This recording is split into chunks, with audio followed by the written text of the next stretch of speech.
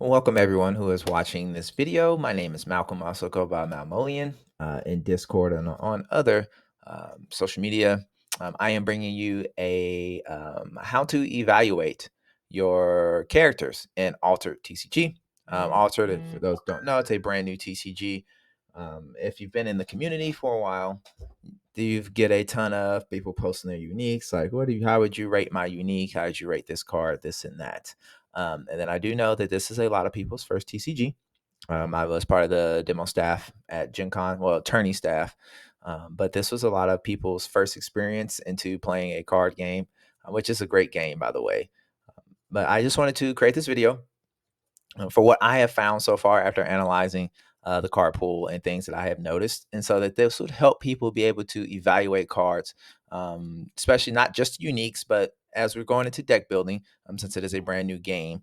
So we have a competitive season, any type of things like that yet, but I just wanted to be able to help people kind of get their feet wet going into evaluating their cards. So the most important thing about evaluating cards is the cost curve. What is a cost curve?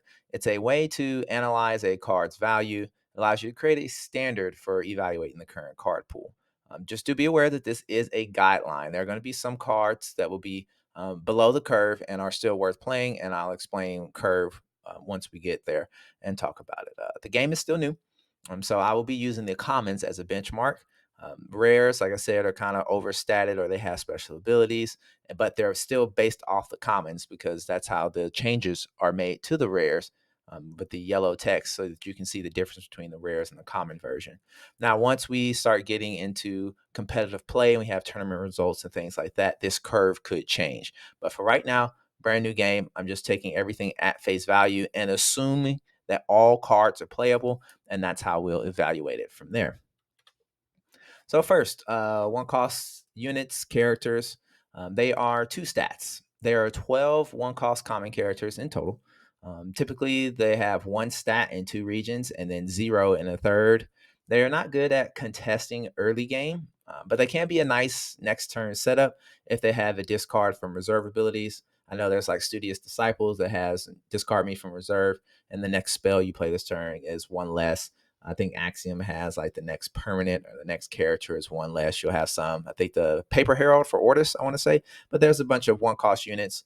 They may not be good for contesting lanes, but it could be a nice 2-1. Maybe you play a 2-cost character on your first turn and then play a 1-cost character, and then that way you have something to set up for the next turn. The example that I have here is the Moonlight Jellyfish. As we can see here, it is a 1-0-1. Again, fitting the typical stat line of one stat in two regions and zero in the third. Again, it's just a one cost cheap unit to play.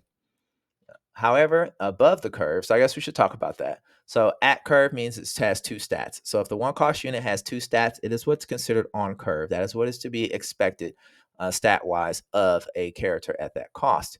If it has less than two stats, then it is what's below the curve. And if it has more than two stats, it is above the curve. And my above the curve example is a Rattelskier. I practiced this so many times before recording, and we're recording, and now it's messed up. Rattelskier. It is a 1-1-1, which is providing three stats, so it's already above curve from hand. But it also has a reserve ability that's when played from reserve, I gain 2 boost. So even though it's a 3-cost character from reserve, it is getting 2 boosts, which makes it a 3-3-3, which now gives it 9 stats, which is also above the curve, as we'll get into later for a 3-cost unit as well. So Ratiskier is a perfect example of an above curve from hand and from reserve cost character. We're also basing this off of the hand cost because most of the cards you play, you typically are going to play them from hand first. There are tricks to play stuff from reserve first, but like I said, that's a lot of, back and forth characters, design abilities. So, but everyone, no matter what, they can play from hand. That's what we're going off of. Up next, 2-cost units. They have 5 stats. There are 33 characters in total of those. I evaluated, I want to say it was 97 characters. I'll get to that towards the end. So yeah, out of the 97, 33 are already 2-cost, just to give you an idea of where your unit cost needs to be at for your decks. But it's 33 characters total. Out of those 33 characters, I found 2-1-1 is the average stat line. Still not quite enough stats to win a contested zone solo. we talked about playing a one cost. If an above curve one cost gets played and an at curve one cost gets played, they're tying or losing a lane if it's a 2v1 against a two cost unit. So can't quite win a contested zone solo, or depending on the area, if they're going against another at curve two cost unit, they may not be able to win that zone by themselves. And the example that I have here is a Foundry Engineer. Just like in this case, it is a 2-2-1 line. Like I said, normally 2-1-1. This is kind of mixed up there. 2, 3, 4. Oh, I'm sorry. I have a typo here. I just realized that. Yeah, it should be 2-2-1. Is the average stat line, not 2-1-1. I apologize. But 2-2-1, if I do math, that's 5 units. So right on curve, not a bad unit. My above curve example is going to be the Lyra Thespian as a 2-2-2. So it's providing 6 stats as a 2 cost, both from hand and reserve. And then also has a win played ability that if you have 3 or more base statistics of 0 among characters you control, then it gains a boost. So if you wind up having to be able to play him or them in a late scenario where you have multiple units out and then you get to play, then it becomes a 3-3-3. Which is now 9 stats, which is pretty good. Up next, we have 3 cost units.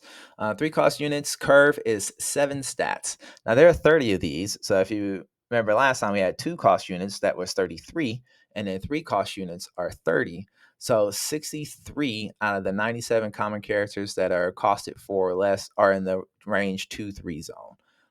The 2-2-3 is the average stat line for these 3 cost units here, and they can win some contested zones. It just depends on where that 3 is at and what they're going up against. Again, if it's 2 on curve static 1 cost units, they will beat them out. They might not beat out a on curve 2 cost and an on curve 1 cost, just because one's providing the 5 stats, and then the on curve 1 cost is 2 stats, so that would be 7 stats total. But it just depends on what region you're in and altered, if they have what they need to get that early edge. But like I said, sometimes they can win some in the early game. It just depends on where that 3 is at. And the example of an on curve 3 cost unit is the Muna Druid here. It's a 3-2-2, nothing flashy. Now above curve, I have the Ortus Attorney here with the great Phoenix Wright pose here with the objection. That's funny because that's the flavor text on this card too. But it's a 2-3-3, so it is providing 8 stats as a 3 cost unit. I said it's just when my expedition fails to move forward going dust, we're not necessarily caring about the abilities. We're just talking about it's providing stats, the stats that it's providing for its cost. And again, it would also be above curve coming out of reserve because it's a 3 out of the reserve as well. All right, now we're starting to get up to the big boys, 4 cost units. 4 cost units on curve provide 10 stats. They are 17 characters though, so the numbers have drastically gone down. It's now we went from 33 to 30 to 17. So kind of figuring out where the top of the curve may be for like the low to the ground aggro decks want to be. And then if you're playing more of a quote unquote control style, kind of where you're going to start seeing your beefy characters that are going to be 4 and 5 costs above. 3-4-3 is the average stat line for these units. They do have potential to hold their own lane. Not very many early units have a 4 in their attributes. 4 is a big number because just a base 4 alone has potential to win a early 1v1 lane. If you have something that's above curve, like a 3 cost unit that's pushing out more stats or that has a 4 in one of their stats, or even then you can play a 4 cost and a 1 cost, even though they may not be providing much, but just having a base 4 in the attributes, sometimes you can tie up a lane. I think about like the brass bug token. It's a brass bug is a 2-2-2 token. The Ortus recruit is like a 1-1-1. So even if you had like 2 brass bug tokens, this Flamel can tie up the lane just by itself.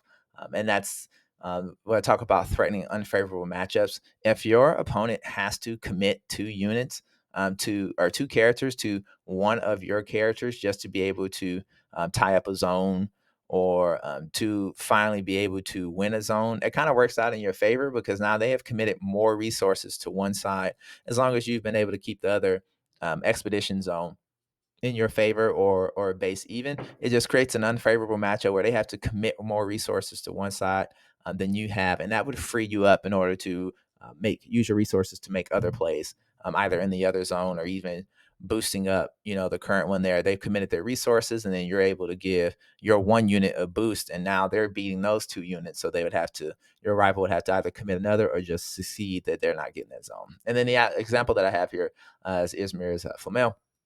He has a 4.33 stat line that's just very good for basic. Even if it was just blank and have no abilities, it's still a good unit. Then of course he has on-hand effects and reserve effects as well too. One of my favorite units that I looked at so far for Izmir. Now for my above the curve, we have the big beefy Kappa here. It is providing 13 stats, 8, 9, 10, 11, 12. Yeah, 13 stats. And the lowest stat it provides is a 4.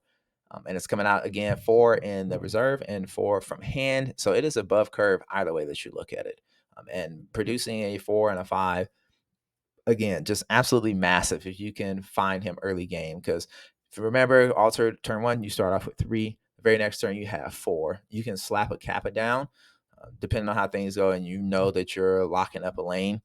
And then you just go from there. And then that way you have them in the reserve, and then you can kind of wait and see. Once you have that 5, you could play a 2-cost character, depending on how that is. If you play an above curve 2-cost character that might be able to hold their lane and then slap the Kappa out of reserve to take another lane. So you just got options there.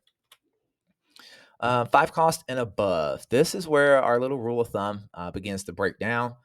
Starting at this cost, characters begin to provide powerful abilities that justify their cost. One of my favorites, I think, is like Robin Hood.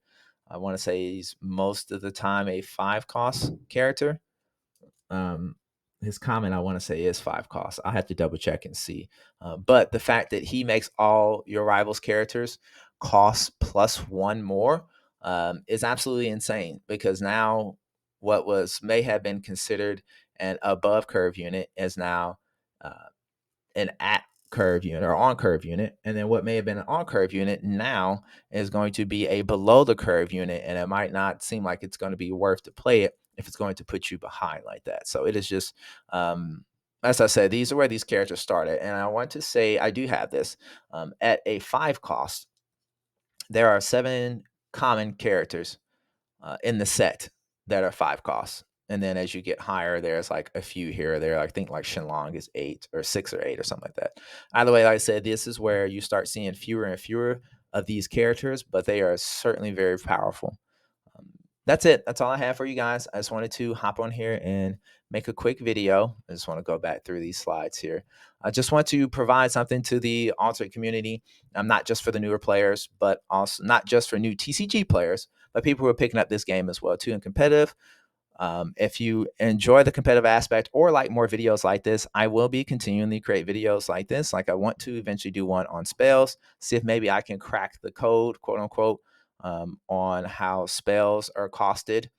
So that way we can have, and then I thought about permanents as well too. We'll see, because there's not a ton of permanents, but that way we can figure out, what is the cost of, a spell. Is a 1-cost spell, if it has a keyword like give anchored or boost or something, is that do? Is it, there's 1 cost per 2 boosts. So I know if I'm playing a 2 cost that gives, 2 boosts, then is that going to be on curve, above curve, things like that. I'll also be starting a podcast called Conquering the Tumult. It will be a competitive focused podcast here for Altered, where I'll be doing more breakdowns like this, things like play patterns, deck profiles, card evaluation, things like that. So just be on the tune for that. I say you're more than welcome to subscribe to the YouTube channel. I'm also on Twitch as well too. Both my YouTube and my Twitch are the exact same name, just Malmolian. And I look forward to chatting with you guys in the comments. I'm on the Altered Facebook page. I'm in the Altered Discord group, and I'm sure I'll be joining more Discord groups as more stores and more events and people are opening things up. So guys, thanks for watching, and I hope to catch you around real soon.